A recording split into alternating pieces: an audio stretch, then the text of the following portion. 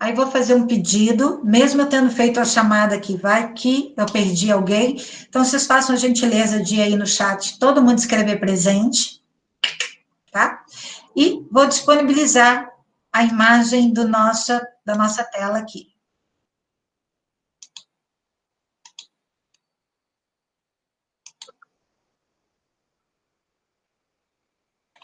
Bom, estou acreditando que está todo mundo vendo.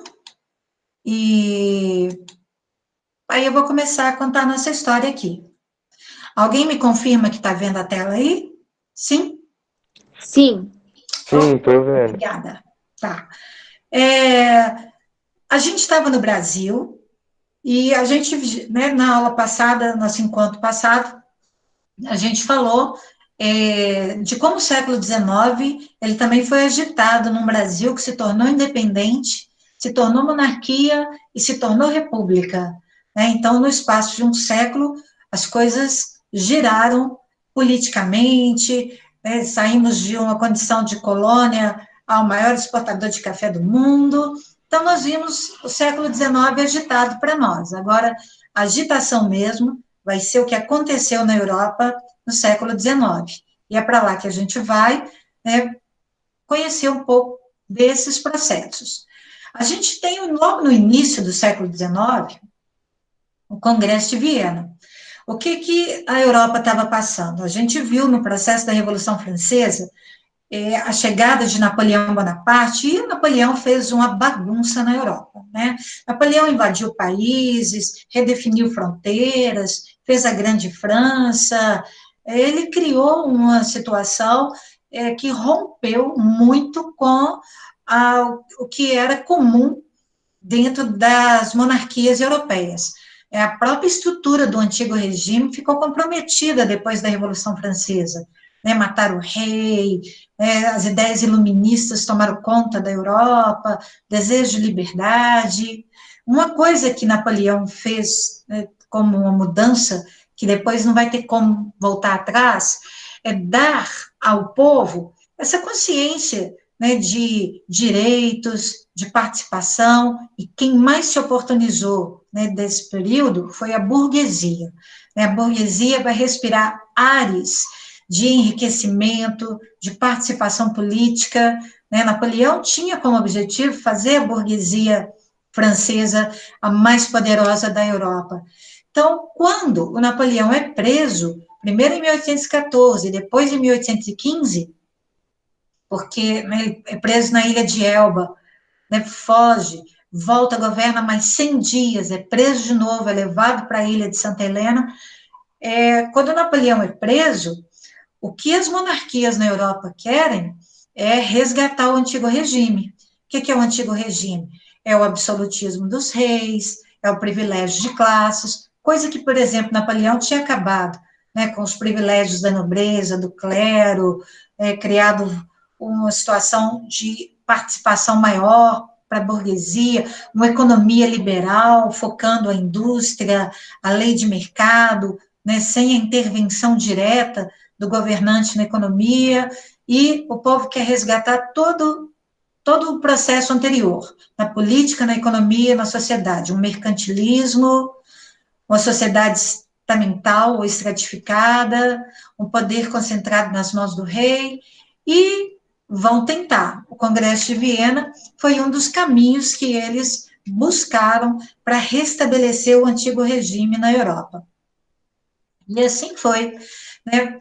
A proposta é, volta ao absolutismo, e aí qual que é o efeito, né? Porque nós vamos ver que a Inglaterra, a gente já vai falar dela, ela super apoia a volta do absolutismo na Europa.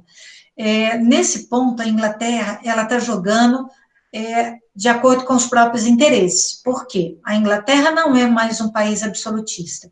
A Inglaterra viveu a Revolução Inglesa, viveu a Revolução Gloriosa, onde os reis passaram a ser simbólicos e o parlamento governa, e isso aconteceu no século XVII.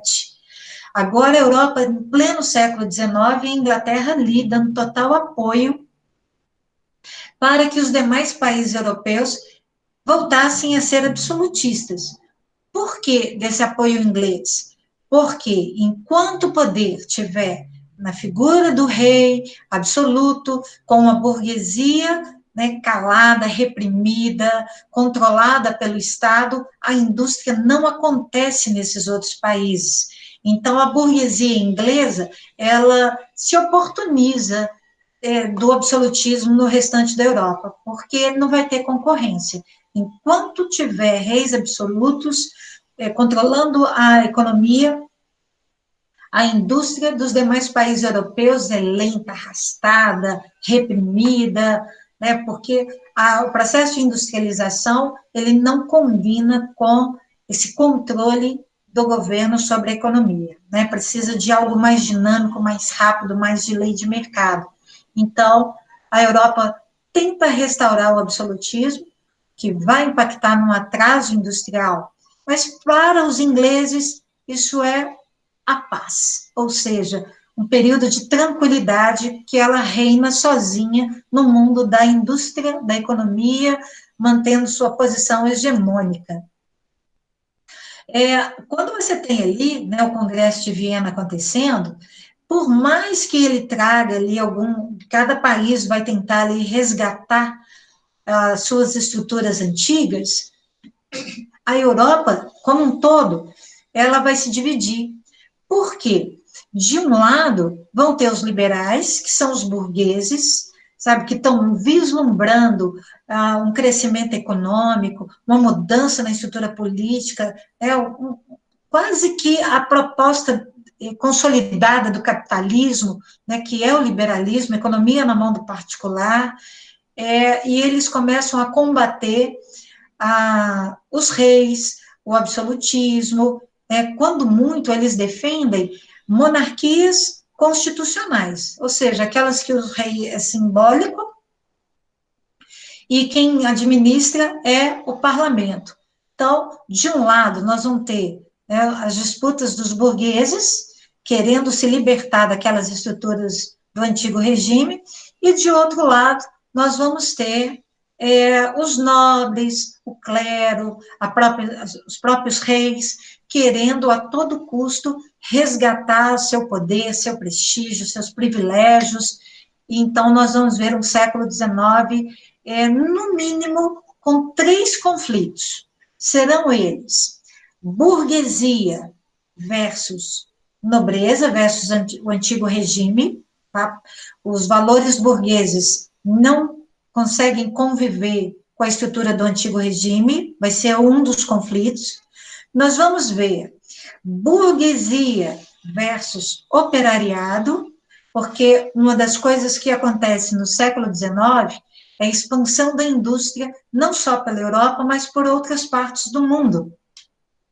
E a expansão da indústria, ela naturalmente gera um grupo maior de operários, de trabalhadores, numa época que não tem leis trabalhistas, né, mas um grupo que começa a engrossar, e aí eles vão fazer os protestos, as greves, vão começar a reivindicar direitos. É uma situação natural, uma consequência natural da forma com a qual eles eram obrigados a trabalhos em condições insalubres, né, a longas jornadas, a demissões sem justa causa. Então, naturalmente, vai gerar o conflito entre os patrões e os empregados.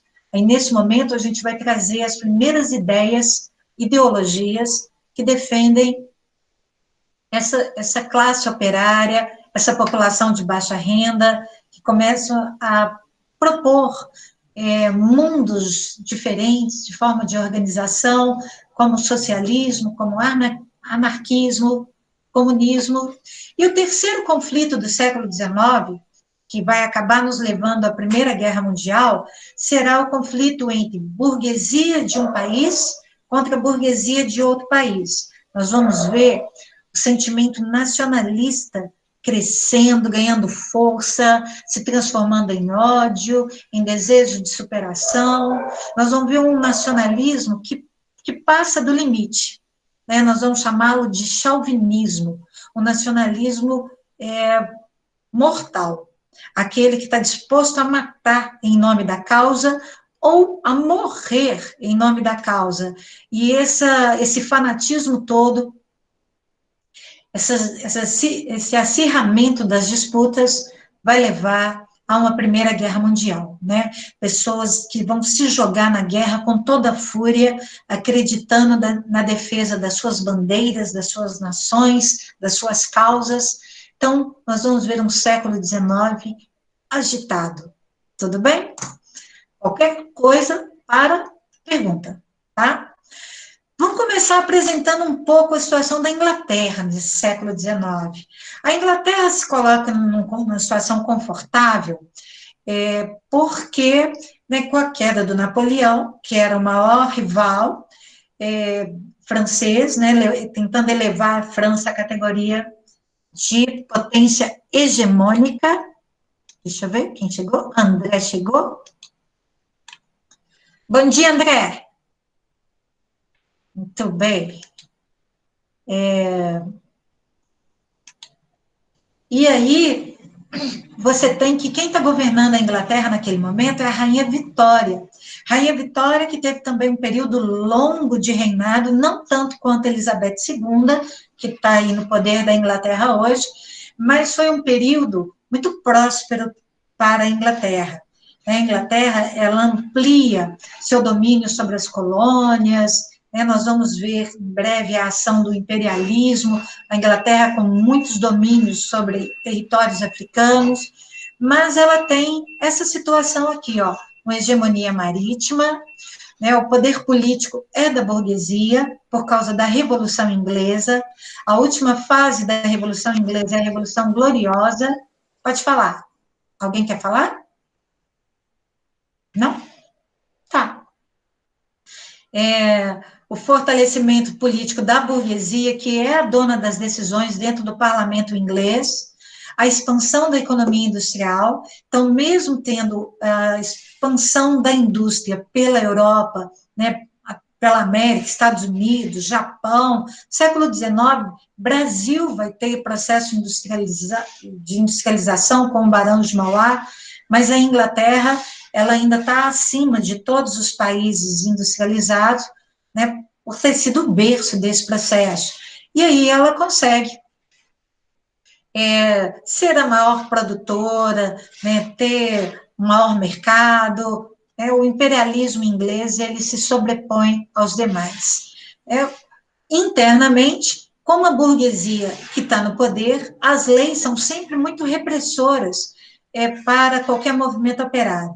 Proibido greve, proibido sindicatos, e em breve nós vamos ver que esse conflito, quando a gente for ver briga entre patrões e empregados, ele também começa na Inglaterra. Aí nós vamos falar do cartismo, nós vamos falar do ludismo, aliás, ludismo antes do cartismo, que é a quebra das máquinas, né, porque tem uma hora que o excesso de exploração e de abuso do poder econômico, da desigualdade social, né, gera um movimento explosivo de revolta aí. Essa é a Rainha Vitória, e o período dela, conhecido como a Era Vitoriana, é esse período de prosperidade, de enriquecimento, de domínio em várias partes do mundo. A Inglaterra vai ter colônia na África, na Ásia, quando a gente pensa o tamanho do território inglês, para as áreas de domínio, vai dominar a Índia, vai ter parte do domínio do território chinês, vai ter várias partes de domínio na África. Então, a Inglaterra, aquele território pequeno, mas com um domínio, um poder bélico, um poder econômico incrível, e a maior parte dele aconteceu na Era Vitoriana. Então, uma era marcadamente destacada na história da Inglaterra.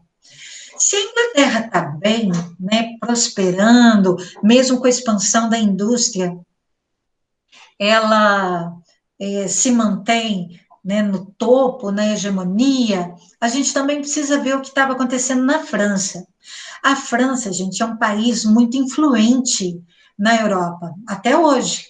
Então, todos os movimentos que aconteceram na França, fosse da Revolução Francesa, depois do domínio do Napoleônico, independente de sair invadindo fronteiras de outros países, as ideias iluministas, né, o exemplo das coisas que aconteciam na França repercutiam nos demais países europeus. E o que aconteceu na França depois do Congresso de Viena, né, depois da prisão de Napoleão? Foi a volta dos Bourbons ao poder. Bourbon é o sobrenome da família, né, do Luís XVI, que foi decapitado lá em praça pública, né, durante a Revolução Francesa. É a volta dessa família ao poder. Luís XVIII é irmão do rei morto, né? E ele, quando sobe ao poder da França, ele acredita ali que, né, tudo vai ser esquecido, vai ser apagado, né, que ele vai respirar ares do antigo regime. Absolutismo, mercantilismo, privilégios de classe, só que dentro do governo do Luís XVIII, vão formar três grupos muito fortes, né? Um que são os que defendem ali o retorno do absolutismo, né? Acho que é isso mesmo, esse é o espírito, essa é a tradição, sempre foi assim, tem que continuar sendo, né? Aí, quando fala assim, ultra realista, é valorizando a figura do rei, real, tá? Figura real, a centralização do poder, isso é o que tem que ser. Os bonapartistas, né, que definitivamente, até Napoleão morre em 1821, 21 ou 22, agora me perdi. Ainda existe aquela ideia de que a prosperidade estava com Napoleão, né, que a modernidade, que a França iria prosperar, era dentro daquele governo, mesmo que autoritário, né, que Napoleão também se coroou imperador da França, mas com uma pegada burguesa, industrializada, e então ainda tinha lá aqueles que defendiam a volta do Napoleão como um período de, né, crescimento. E tem aqueles que, já inspirados pelas ideias iluministas, acreditam que chega de monarquia, a França merece uma república, né? Reis absolutos, autoritários, é coisa do passado. Então, são três frentes, são três grupos que vão ali dificultar a vida do Luís XVIII e, na verdade, vão entrar em conflito em vários momentos. Um dos momentos mais tensos é na substituição do Luís XVIII. Por quê? Com o governo de Carlos X, aí perderam completamente a noção e fizeram o retorno absoluto do absolutismo, né? Tudo como era lá na época do Luís XVI, rei absoluto, né, com aquela justificativa de escolhido por Deus, de origem divina, clero, primeiro estado, não paga imposto, nobreza, segundo estado, não paga imposto, reprimindo a burguesia, né, que era uma classe forte já organizada ali na França, impedindo que eles tivessem acesso à elaboração de leis, a controle da economia, e o clima de tensão cresceu e Carlos X não se mantém no poder. Em 1830, você vai ter a explosão de um movimento que nós vamos conhecer como Jornadas Gloriosas, até por causa do sucesso da burguesia. Carlos X vai ser deposto, a Revolução Liberal toma conta das ruas, mas quem é que está à frente desse movimento? A classe burguesa.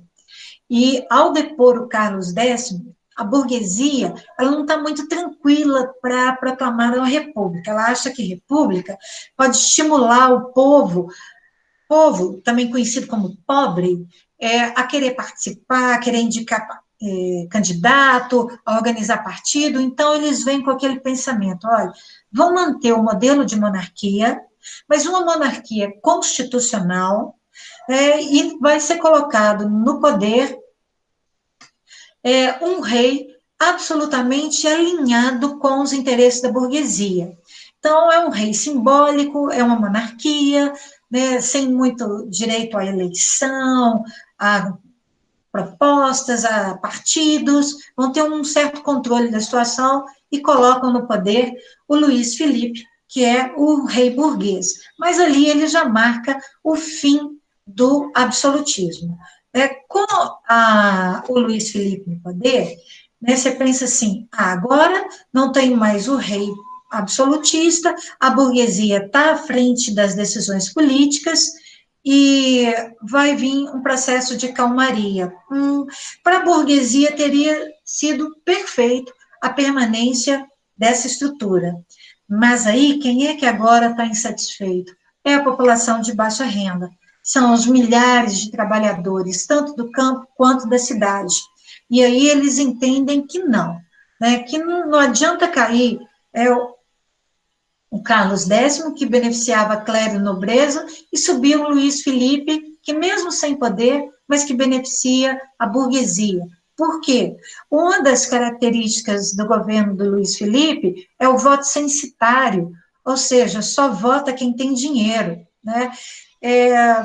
Não tem mais essa coisa do controle da religião, né? Isso é bem burguês mesmo, agora uma liberdade religiosa. Qual que é a característica forte dos 18 anos do governo do Luís Felipe? Um crescimento da burguesia, né, uma ampliação do poder político e econômico da burguesia, mas um empobrecimento da população de baixa renda, um aumento da exploração dos trabalhadores, fosse nas fábricas, fosse no campo, tipo como jornadas de trabalho, né, baixos salários, condições precárias de vida, de trabalho, e aí é aquilo que eu estou dizendo, enquanto você faz isso com um grupo pequeno de pessoas, você arrasta isso por um tempo, mas esse crescimento das fábricas na França também aumenta o número de operários, e aí em 1848, gente, não dá, né?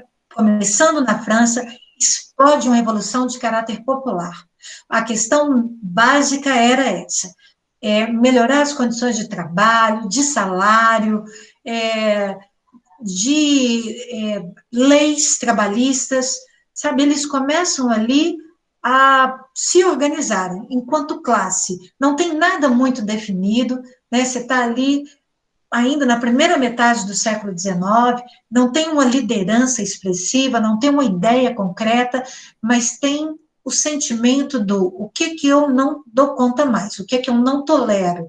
E ali, o que eu não tolero? Os maus tratos, os abusos, a pobreza, assim, absurda, né? Exploração da mão de obra infantil, o desrespeito ao trabalho das mulheres, grávidas, demitidas, ganhavam menos. Então, 1848 é chamada Primavera dos Povos. E aí é aquilo que eu falei, a França é um país muito grande e muito importante dentro da Europa, né? Quando você olha o tamanho territorial da França, dentro da Europa é um destaque.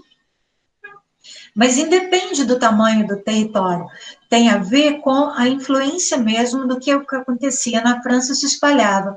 Esses movimentos vão se espalhar por vários países europeus. Quais movimentos? De jornadas populares. O povo, né, porque as fábricas já estão presentes em vários países europeus, e a relação era a mesma, né, 12 horas de trabalho, mulher ganhando metade do salário de um homem, crianças a partir dos 5 anos já incluídas no quadro de operários, um desrespeito, algo assim desumano. Então, algo que começa na França, reflete, e aí vai explodir movimentos em várias partes da Europa. É por isso que a gente chama de primavera, é como se fosse o desabrochar, o despertar desse sentimento de revolta da população de baixa renda, tá? Por isso usaram a expressão primavera, a ideia do florescer, né? Uma nova realidade, a organização de uma classe sempre oprimida, sempre relegada a um segundo plano, nunca se destacando nas questões políticas. E eu vou te dizer que durante um tempo, principalmente na França, muitas dessas reivindicações foram atendidas.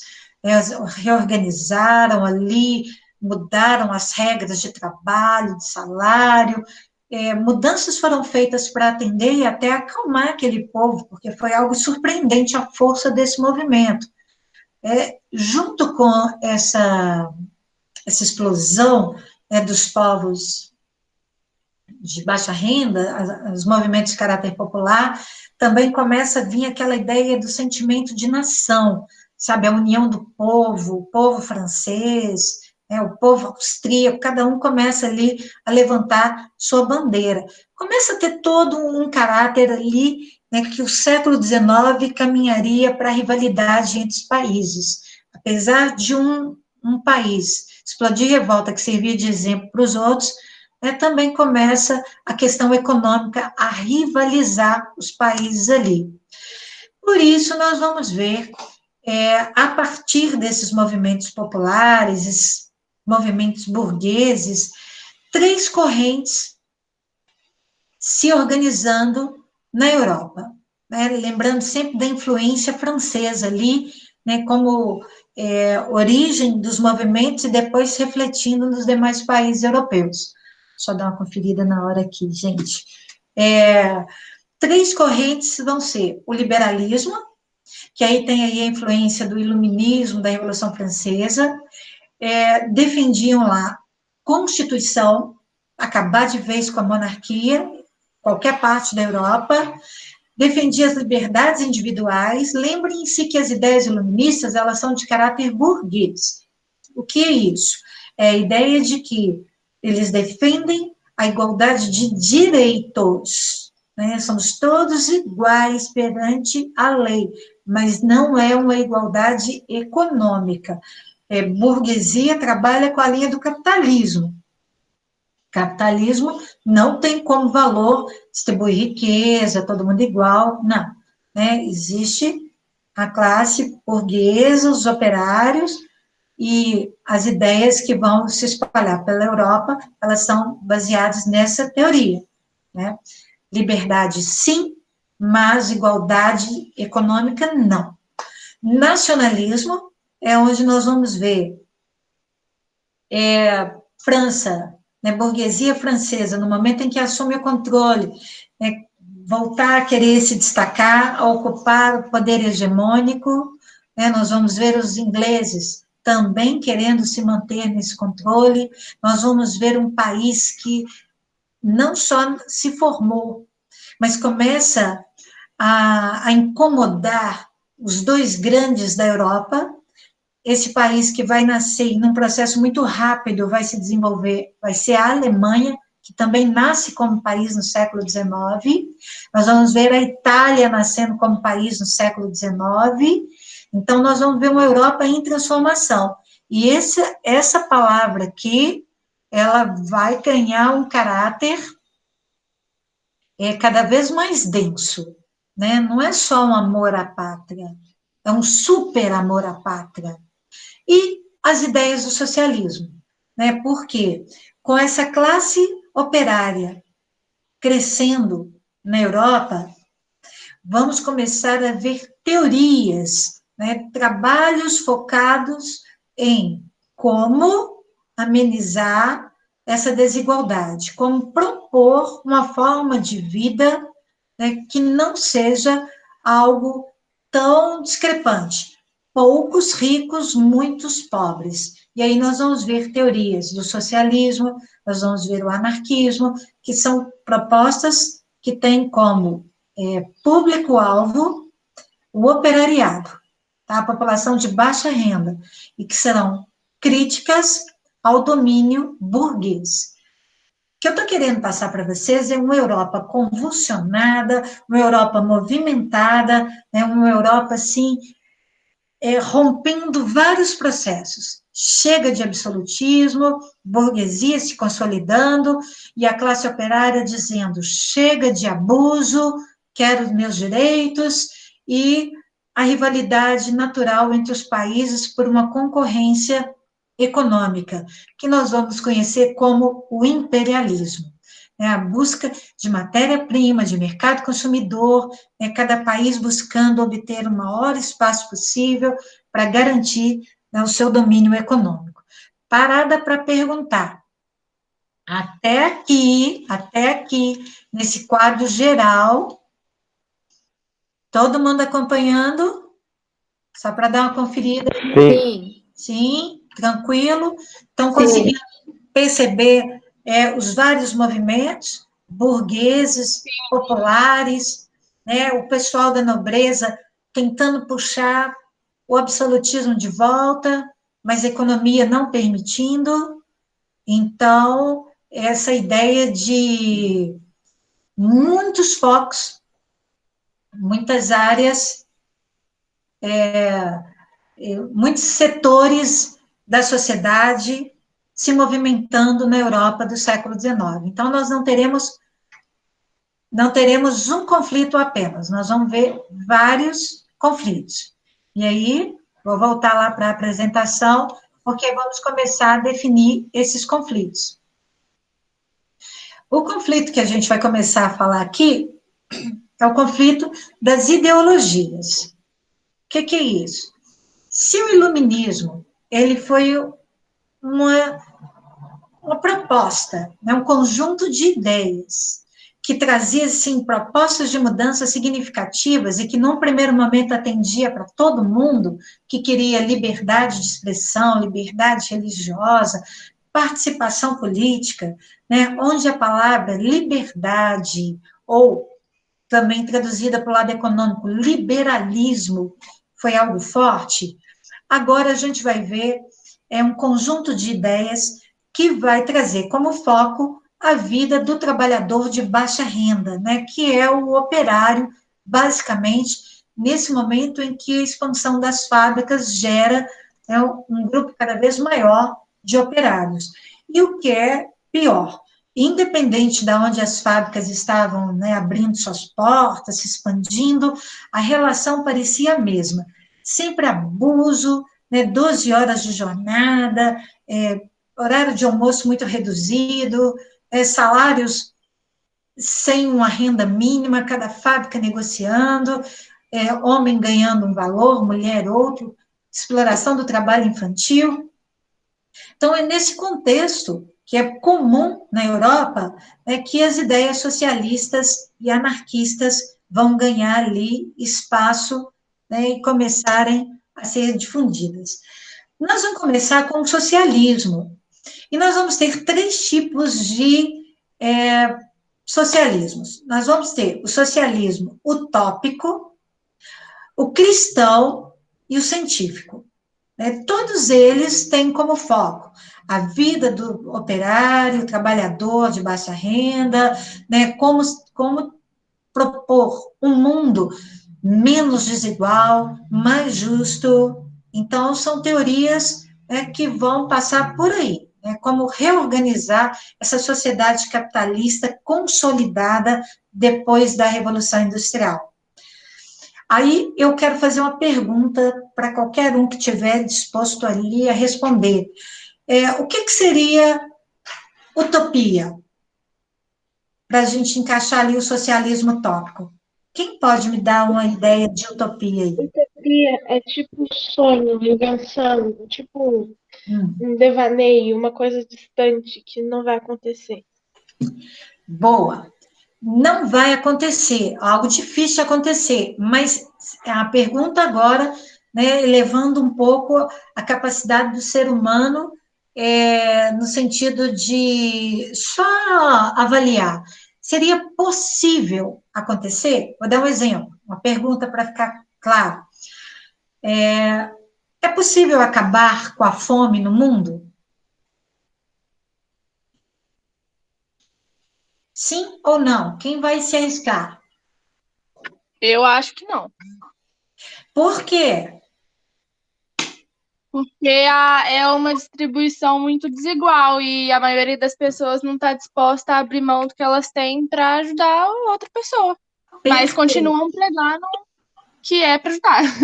Perfeito. Aí, dentro da sua resposta, porque você já falou o seguinte, as pessoas não estão dispostas a dividir, mas dentro da ideia de se é possível acabar com a fome no mundo, se os seres humanos quisessem, né, se as pessoas quisessem, temos recursos para acabar com a fome no mundo?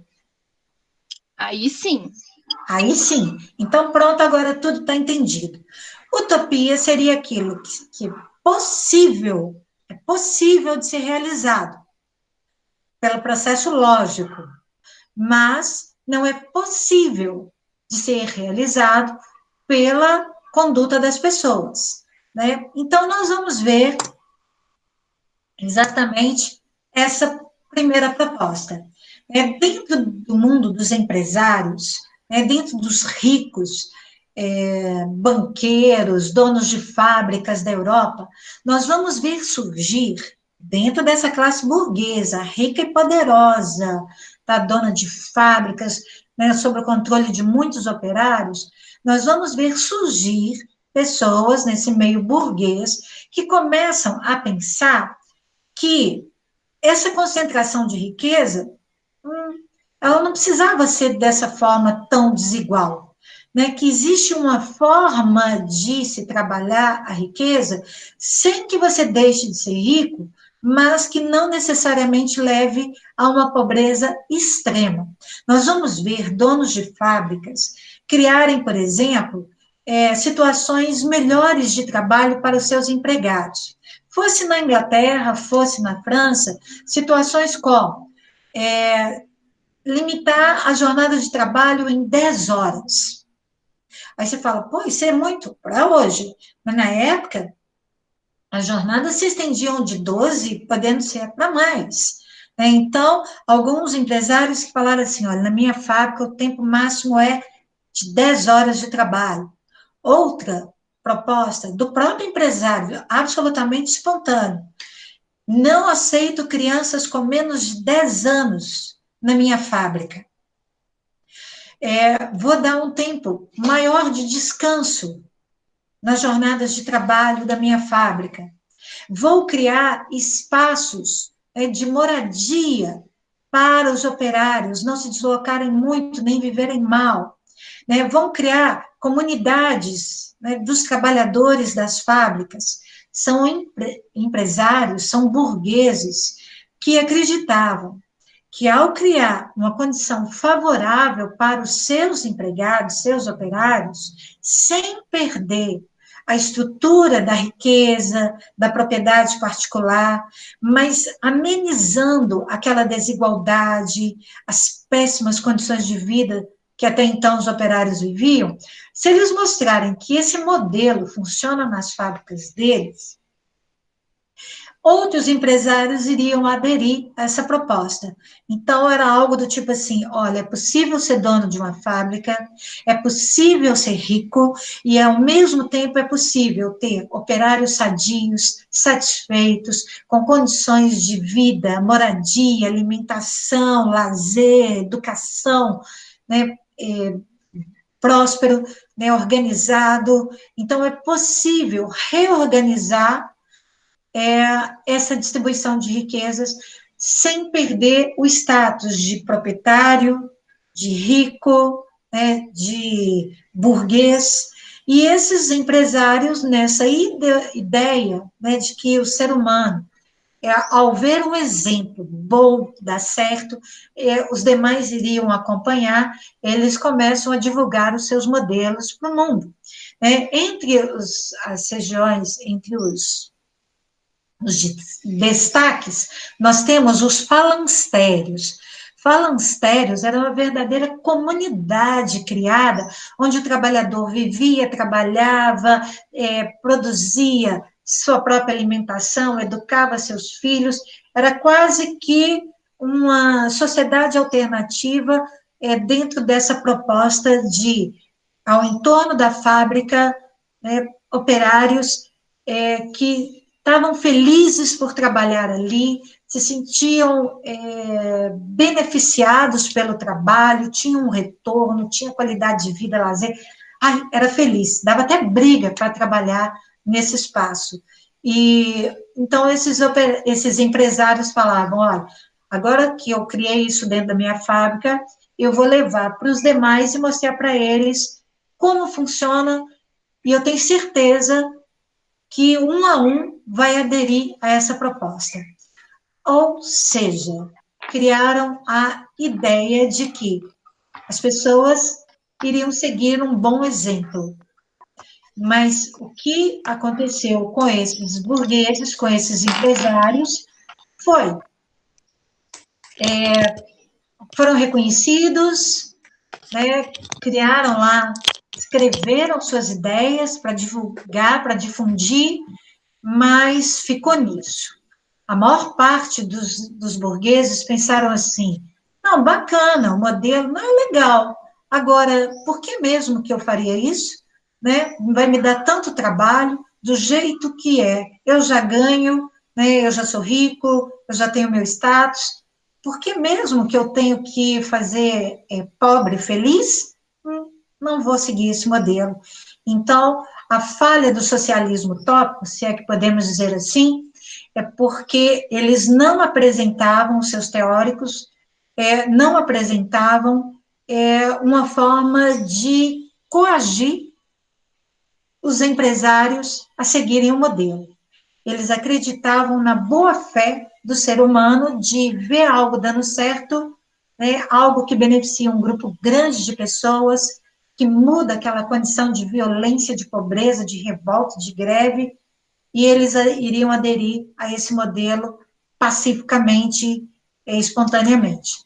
Não aconteceu, então ficou mesmo o modelo só para esses empresários que criaram essas propostas. Alguns foram tão fracassados na sequência da história que nem os herdeiros das fábricas mantiveram o modelo proposto por seus pais. Então, nada de bondade. Quando o assunto é dinheiro, capitalismo selvagem fala mais alto e nada de criar estruturas vantajosas para operário, né? Aí, se ele morrer, põe outro. E se ele se revoltar, bate e prende, né? Coisas práticas, né? Para que eu vou sujar minhas mãos, vou sair do meu conforto? Então, essa foi a primeira linha de pensamento que propunha, né, uma mudança na redistribuição de riquezas, na reorganização da sociedade. Aí veio, né, um cara bem mais radical, Karl Marx e Friedrich Engels. Deixa eu ver se eu tenho tempo. Eu estou olhando aqui, povo. Deu horário? Eu tenho 3 minutinhos. 3 minutinhos. Então, peraí. Deixa eu voltar aqui no Karl Marx. Falar só do socialismo científico. Karl Marx e Friedrich Engels, eles são os grandes teóricos, criadores do chamado socialismo científico. O nome do Karl Marx é bem mais conhecido, e tão não raro a gente chama de socialismo científico, também de marxismo, né, que é o nome dele. O que eles propõem? O que ele defende? Que não tem como negociar com o patrão. Né? Nesse mundo do capitalismo, a riqueza, o poder, ele é muito sedutor. E não há como quem está na condição de rico ter um olhar, se sensibilizar ou querer dividir a sua riqueza. Então, que a melhor forma de fazer isso, né, essa divisão de riqueza, acabar com esses privilégios, tem que ser na base da força. E aí o Karl Marx, ele vai parar numa proposta de dizer o seguinte: quantos são os trabalhadores de uma fábrica, quantos são os patrões? A gente vai ver que o número de trabalhadores é sempre muito maior do que o número de patrão.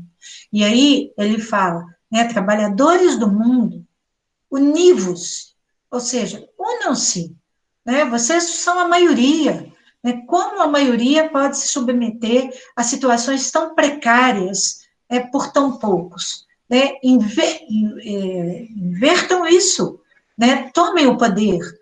Como se não há negociação, se não há diplomacia, se não há acordo? Tome pela força.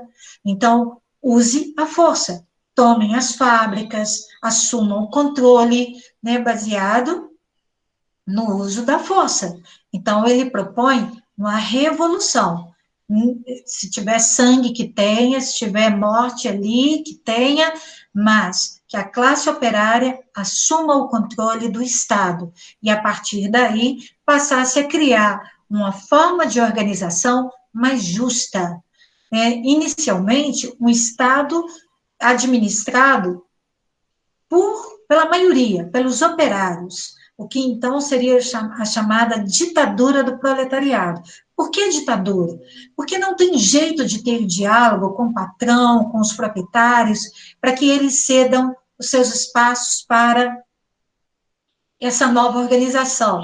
Então, assumam o controle, né, um representante da categoria, e que crie as condições de distribuição de riqueza, de organização da sociedade, né, abrindo espaço para um grupo maior sendo beneficiado. E que isso, ao longo do processo, fosse, né, sendo ampliado até chegar a um estágio, aí é um pouco ainda ninguém chegou a esse momento, né, mas que na teoria propunha o comunismo, né, onde todos seriam iguais, onde não haveria uma propriedade particular, onde haveria respeito, mas antes do comunismo, né, o Karl Marx fala, tem que ter a chamada ditadura do proletariado, a tomada dos meios de produção pela massa, pelo proletário, pelo trabalhador. Proletário é o trabalhador, é o assalariado, é o operário. Então, Karl Marx, ele propõe essa mudança na força. Calma, porque, por enquanto, é só teoria, tá? Ele está escrevendo, está divulgando, está fazendo encontros para explicar a proposta dele, e como a proposta dele, ela era, em certa forma, muito radical, muito agressiva, propõe, né, violência, sangue, morte, tomada de poder pela força, a Igreja Católica resolveu se posicionar naquele momento. E, através da encíclica chamada Rerum Novarum, vem uma condenação por parte da Igreja Católica sobre todas as coisas que estão sendo praticadas ali. De um lado, condena o abuso